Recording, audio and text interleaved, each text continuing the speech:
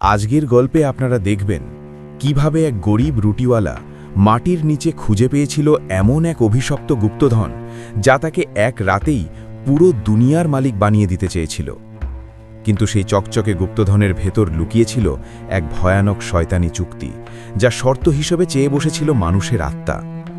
চরম ক্ষুধা আর মৃত্যুর মুখোমুখি দাঁড়িয়ে একজন নিঃস্ব মানুষ কি পারবে দুনিয়ার সবচেয়ে বড় প্রলোভনকে লাথি মেরে ফেলে দিতে, নাকি শয়তানের ফাঁদে পা দিয়ে সে হারিয়ে ফেলবে তার ঈমান?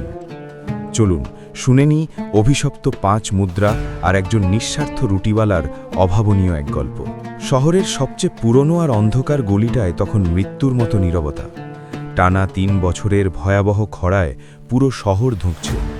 একসময়ের জমজমাট বাজারগুলোতে এখন শুধু কঙ্কালসার মানুষদের হাহাকার। এই শহরেরই এক ভাঙাচোরা কোণে বাস করত বৃদ্ধ লোকমান। পেশায় সে একজন রুটিওয়ালা, কিন্তু আজ তার ভাড়ার শূন্য।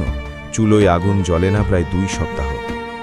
ঘরের ভেতর ছেঁড়া কাঁথায় মুড়ি দিয়ে জ্বরে কাঁপছে তার ৭ বছরের এতিম নাতনি আমিনা।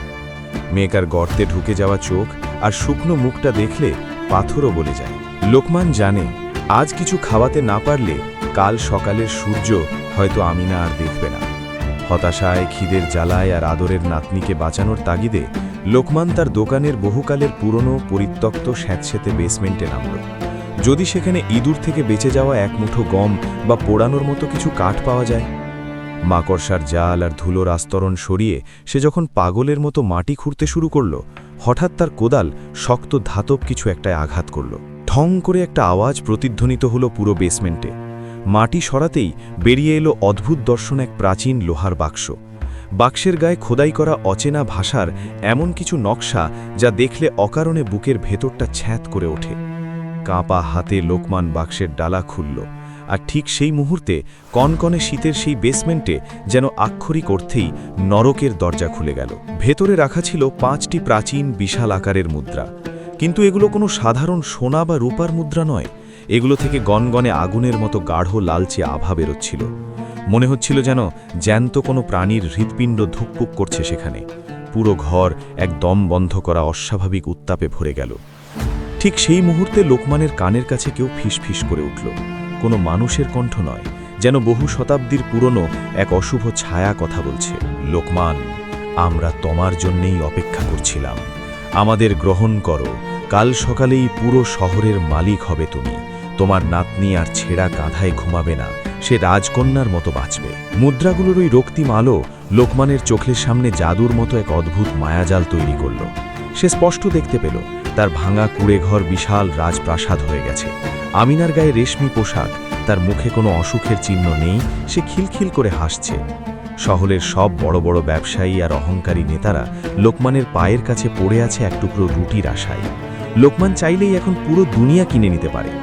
একটু সুখের আশায় তার হাত আপনা আপনি এগিয়ে গেল মুদ্রাগুলো স্পর্শ করার জন্য। কিন্তু মুদ্রার খুব কাছাকাছি হাত যেতেই এক বিভৎস দৃশ্য লোকমানের ঘোর ভাঙিয়ে দিল। সে দেখল মুদ্রার লাল আলো যেদিকে পড়ছে সেদিকের সব কিছু পচতে শুরু করেছে। তার বেসমেন্টে রাখা কাঠের তাকগুলো নিমেষেই কালো ছাই হয়ে গেল। তার রুটি বানানোর পুরনো পাত্রগুলোর গায়ে শ্যাওলা আর পোকা কিলবিল করতে শুরু করল। পচা মাংসের মতো এক উৎকট গন্ধে লোকমানের বমি আসার উপক্রম হল। শয়তানি কণ্ঠটা আবার বিকট শব্দে হেসে উঠল। সব কিছুরই একটা দাম আছে লোকমান। এই সীমাহীন সম্পদের বিনিময়ে তোমার শহরের মানুষের রক্ত আর তোমার আত্মাকে আমাদের কাছে বেচে দাও। তুমি হবে রাজা আর ওরা হবে তোমার দাস। তুলে নাও এই মুদ্রা। লোকমান শিউরে উঠল। এটা কোনো গুপ্তধন নয়, এটা শয়তানের এক প্রাচীন ফাঁদ। এই মুদ্রা মানুষকে সম্পদ দেয় ঠিকই, কিন্তু ভেতর থেকে তার ঈমান, মানবতা আর আত্মাকে কুরে কুরে খায়। আমিনার হাসি মুখের বিনিময়ে যদি তাকে হাজারো ক্ষুধার্ত মানুষকে পথে বসাতে হয়, নিজের আত্মাকে নরকের আগুনে বেচতে হয়, তাহলে সেই সম্পদের তার কোনো প্রয়োজন নেই। আউযুবিল্লাহি মিনাশ শাইতানির রাজিম, লোকমান চিৎকার করে উঠল এবং সর্বশক্তি দিয়ে লোহার বাক্সের ডালাটা জোরে বন্ধ করে দিল। লাল আলোটা নিভে গেল, কিন্তু বেসমেন্টের বাতাস তখনও থমথমে। লোকমান হাঁপাতে হাঁপাতে উপরে উঠে এলো। তার মাথায় তখন এক অদ্ভুত জেদ চেপেছে। সে তার শেষ সম্বলটুকু খুঁজবে। তন্ন তন্ন করে খোঁজার পর অবশেষে তার শোবার ঘরের এক কোণে পুরনো জায়নামাজের নিচে লুকিয়ে রাখা এক ছোট্ট পুটলি ময়দা সে পেল। এটা সে আমিনার একেবারে শেষ মুহূর্তের জন্য জমিয়ে রেখেছিল। কিন্তু আজ তার মনে হলো শয়তানকে হারাতে হলে তাকে এমন কিছু করতে হবে যা শয়তান স্বপ্নেও ভাবতে পারে না। বৃদ্ধ লোকমান মাঝরাতে তার মাটির চুলোয় আগুন জ্বালালো। ওই সামান্য ময়দা দিয়ে সে পরম মমতায় বেশ কিছু নরম সুগন্ধি রুটি তৈরি করল। পরদিন ভোরে পুরো শহর এক অবিশ্বাস্য দৃশ্যের সাক্ষী হল। খরায় ধুঁকতে যাওয়া শহরের সবচেয়ে গরিব রুটিওয়ালা, যার নিজের ঘরে খাবার নেই, সে রাস্তার মোড়ে দাঁড়িয়ে এতিম আর ক্ষুধার্ত ভিক্ষুকদের মাঝে বিনামূল্যে গরম রুটি বিলিয়ে দিচ্ছে। সবাই ভাবল লোকমান হয়তো খিদের জ্বালায় পাগল হয়ে গেছে। এক ভিখারি কাঁপা হাতে রুটি নিতে গিয়ে বলল, লোকমান ভাই, আপনি নিজে কি খাবেন? লোকমানের মুখে তখন এক অদ্ভুত স্বর্গীয় হাসি। সে বলল, আল্লাহর নামে নাও ভাই, আজ কেউ না খেয়ে থাকবে না, রিজিকের মালিক ওপরওয়ালা। এমনকি সে নিজে না খেয়ে প্রথম রুটিটা তুলে দিল রাস্তার এক পাগলের মুখে, আর ঘরে গিয়ে আমিনাকেও খাওয়ালো এক টুকরো। আর ঠিক সেই সময়ে মাটির নিচে সেই বেসমেন্টে এক অলৌকিক যুদ্ধ চলছিল। লোকমান যখনই উপরে কোনো ক্ষুধার্ত মানুষের মুখে নিঃস্বার্থভাবে খাবার তুলে দিচ্ছিল, নিচের বেসমেন্টে রাখা সেই লোহার বাক্সটি যন্ত্রণায় থরথর করে কাঁপছিল। অভিশপ্ত মুদ্রাগুলোর ভেতর লুকিয়ে থাকা শয়তানি শক্তি ছটপট করছিল।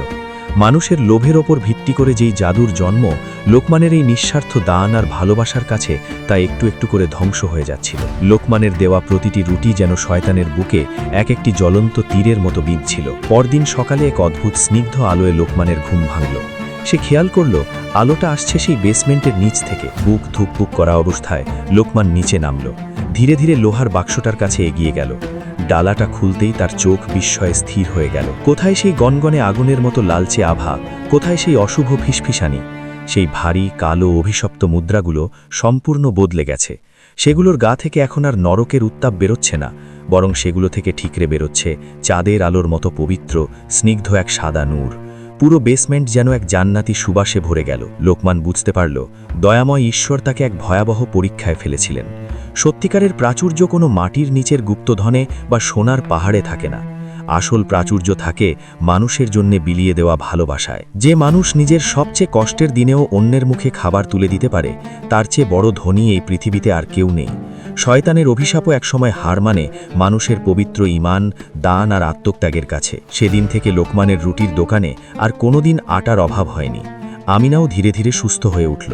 সেই ঐশ্বর্য মুদ্রাগুলো লোকমান নিজের কাছে জমিয়ে রাখেনি, বরং শহরের ক্ষুধার্ত মানুষদের খাবারের জন্য একটি লঙ্গরখানা তৈরিতে দান করে দিয়েছিল। লোকমান পুরো দুনিয়াকে প্রমাণ করে দিয়ে গেছিল যে সম্পদ আপনার আত্মাকে কিনে নিতে চায়, তাকে প্রত্যাখ্যান করার মাঝেই লুকিয়ে আছে জীবনের সবচেয়ে বড় জয়।